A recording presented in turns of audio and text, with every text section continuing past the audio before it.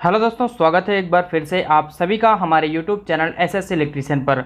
आज की वीडियो में हम बताएंगे कि अगर आप फ्रिज रिपेयरिंग सीखना चाहते हैं या फ्रिज रिपेयरिंग करना चाहते हैं तो आपको कौन कौन से टूल्स ज़रूरी हैं, किस किस टूल्स को लेकर के आप फ्रिज की रिपेयरिंग कर सकते हैं, फ्रिज में गैस चार्ज कर सकते हैं, प्रेशर चढ़ा सकते हैं, वैक्यूम कर सकते हैं या फिर फ्रिज के इलेक्ट्रिकल फॉल्ट को आप चेक कर सकते हैं। तो कितने कंपोनेंट आपको लगेंगे कि आप उसके द्वारा फ्रिज की रिपेयरिंग को स्टार्ट कर सकते हैं। तो यहाँ पर हम आपको एक बेसिक नॉलेज आपको दे देंगे कि वहां पर कौन कौन से कंपोनेंट आपको यूज करने हैं, किस किस कंपोनेंट की ज़रूरत पड़ती है। तो सबसे पहले यहाँ पर देखिए कुछ प्राइमरी टूल्स हैं जिनके बारे में आप जानते भी होंगे।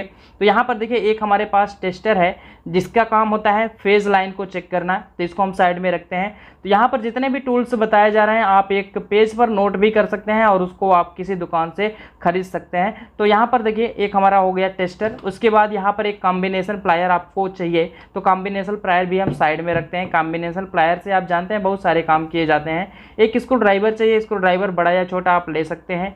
और उसके बाद यहाँ पर एक है क्लैंप मीटर, ये डिजिटल क्लैंप मीटर है, ये लगभग 400 के आसपास में मिल जाता है। तो ये डिजिटल क्लैंप मीटर भी चाहिए, ये बहुत ही ज़्यादा ज़रूरी है एक फ्रिज टेक्नीशियन के लिए। तो यहाँ पर भी इसको भी साइड में रखते हैं। अब इसके बाद दिखाते हैं कि और कौन कौन से टूल्स ज़रूरी हैं। यहाँ पर देखिए एक हमारे पास होना चाहिए इस प्रकार का कटर, इसका नाम होता है इंसुलेटर कटर। इसके द्वारा वायर को छीला जाता है या फिर काटा जाता है, इसको भी हम साइड में रखते हैं।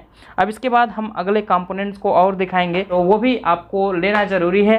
यहाँ पर देखिए एक पैकेट कैपिलरी ट्यूब है, इसको भी लेके चलना ही पड़ता है। तो कैपिलरी ट्यूब अगर कहीं भी किसी भी फ्रिज में जाम हो जाती है तो कैपिलरी ट्यूब आप लगा सकते हैं, तो इसको भी लेके चलना ज़रूरी है। अब इसके बाद हम और टूल्स आपको दिखाते हैं। यहाँ पर देखिए एनआरबी पिन लेके चलना बहुत ही ज़्यादा ज़रूरी है। ये एनआरबी पिन है, इसको चार्जिंग लाइन भी बोलते हैं और इसके अंदर जो वाल्व लगा हुआ है इसको एनआरबी वाल्व बोलते हैं। तो ये भी लेके चलना बहुत ही ज़रूरी है, इसको भी हम साइड में रखते हैं। यहाँ पर देखिए एक है हमारे पास ट्यूब कटर, इसका नाम होता है ट्यूब कटर, जिसके द्वारा कॉपर की पाइप को काटा जाता है। तो ये तो बेहद ही ज़रूरी है, इसको लेके चलना बहुत ही ज़रूरी है, तो इसको भी हम साइड में रखते हैं।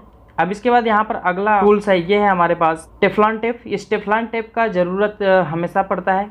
टेफ्लॉन टेप को लेके चलना बहुत ही ज़्यादा ज़रूरी है, क्योंकि टेफ्लॉन टेप अगर नहीं रहेगा तो आप कहीं भी अगर लीकेज हो रहा है तो उसको जो टेफ्लॉन टेप से बंद होने की ज़रूरत है तो वो पूरी नहीं हो पाएगी। तो टेफ्लॉन टेप लेना बहुत ही ज़रूरी है, इसको भी हम साइड में रखते हैं। अब इसके बाद ये है सिलेंडर वाल्व। इस सिलेंडर वाल्व का इस्तेमाल करते हैं रेफ्रिजरेंट कैन के ऊपर। तो ये इसका नाम होता है कैन वाल्व, क्योंकि ये कैन के ऊपर लगाया जाता है। तो ये इस प्रकार का कैन आता है और एक किल वाला कैन आता है, तो दोनों आप ले लेंगे तो ज़्यादा बेटर रहेगा। फिलहाल में हम यही लेके चलते हैं, तो इसको भी हम साइड में रखते हैं। अब इसके बाद आपको दिखाते हैं अगला कंपोनेंट। तो यहाँ पर देखिए एक हमारे पास स्वेंगी टूल है, जिसको स्वेजिंग टूल भी कहा जाता है। इसका काम होता है किसी भी कॉपर पाइप के आंतरिक व्यास को बढ़ाना। तो इसके द्वारा किसी भी कॉपर पाइप के आंतरिक व्यास को बढ़ाया जाता है। अब इसके बाद हमारा अगला पार्ट है, ये है हमारे पास चार्जिंग पाइप। तो 2 चार्जिंग पाइप आपको चाहिए। किसी भी फ्रिज में गैस चार्ज करना, वैक्यूम करना, प्रेशर चढ़ाना, कोई भी क्रिया करते समय आपको 2 चार्जिंग पाइप की आवश्यकता पड़ती है। तो दोनों चार्जिंग पाइप भी लेना जरूरी है। ये रबड़ की चार्जिंग पाइप होती है जिसके दोनों सिरों पर इस प्रकार से चूड़ीदार नट लगे होते हैं, तो इसको भी हम साइड में रखते हैं। अब इसके बाद हम आपको दिखाते हैं कुछ आपके पास कॉपर की पाइप होनी चाहिए। यहाँ पर देख सकते हैं हमारे पास 2 साइज़ की कॉपर की पाइप है, यहाँ पर बिल्कुल अच्छी तरीके से आपको दिखाई दे रहा होगा। तो कॉपर की पाइप को भी लेके चलना ज़रूरी है और कुछ फ़िल्टर का रखना भी ज़रूरी है, क्योंकि जब भी आप गैस चार्ज करेंगे तो फ़िल्टर ज़रूर चेंज करेंगे, तो फ़िल्टर भी रखना ज़रूरी है। तो चलिए इसको भी हम साइड में रख लेते हैं। अब यहाँ पर देखिए एक कैन है हमारे पास R134A रेफ्रिजरेंट 450 ग्राम।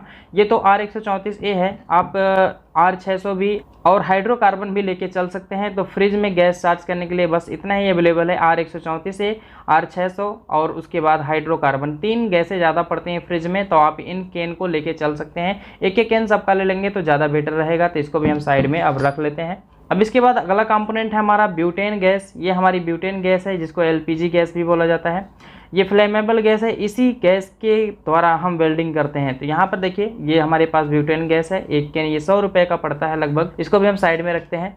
यहाँ पर आप देख सकते हैं एक हमारे पास हेक्सा ब्लेड है। इसके द्वारा क्या किया जाता है, अगर मान लीजिए फ्रिज का कंडेंसर लोहे का है तो अगर मान लीजिए उसको काटने की ज़रूरत पड़ती है तो ये हमारा हेक्सा ब्लेड काम देता है। तो ये भी रखना आपके लिए बहुत ही ज़रूरी है, तो इसको भी हम साइड में रखते हैं। अब इसके बाद देखिए ब्रीजिंग रॉड है।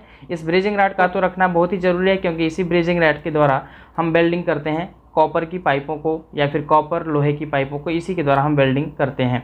तो इसको भी हम साइड में रखते हैं। इसके बाद हम अगला कंपोनेंट दिखाते हैं। यहाँ पर देखिए हमारा जो अगला कंपोनेंट है ये हमारे पास है फ्लक्स पाउडर। इस फ्लक्स पाउडर का इस्तेमाल करते हैं जब हम कॉपर और लोहे की पाइप को जोड़ते हैं तो फ्लक्स पाउडर का इस्तेमाल किया जाता है। तो इसके लिए ये बेहद ज़रूरी है। जब भी आप कंडेंसर की पाइप को किसी कॉपर की पाइप से जोड़ते हैं तो फ्लक्स पाउडर की आवश्यकता पड़ती है। इसको भी हम साइड में रखते हैं। अब इसके बाद हम आपको और दिखाते हैं कुछ कंपोनेंट और भी हैं। ये देखिए हीट गन प्लेट है, यानी कि जो हमारा वेल्डिंग करने वाला प्लेट होता है, वेल्डिंग जब हम करेंगे तो उसका फ्लेम फ्रिज के ऊपर ना चला जाए या फिर किसी मशीन को जला ना दे, इसके लिए यहाँ पर वेल्डिंग फ्लेम का इस्तेमाल किया जाता है। फ्लेम प्लेट किसको बोला जाता है? ये क्या करता है, जो हमारा आग का फ्लेम निकलता है उस फ्लेम की दिशा को चेंज कर देता है, फ्लेम की दिशा को रिफ्लेक्ट कर देता है ताकि ज़्यादा से ज़्यादा कॉपर की पाइपें गर्म हो सकें। तो ये हमारा फ्लेम प्लेट होता है, इसको भी हम रखते हैं। इसका भी रखना ज़रूरी है, नहीं तो 2 आदमी लगेंगे अगर आपको एक जगह वेल्डिंग करना है। तो यहाँ पर देखिए ये जो हमारे पास है ये है हमारे पास वेल्डिंग गन।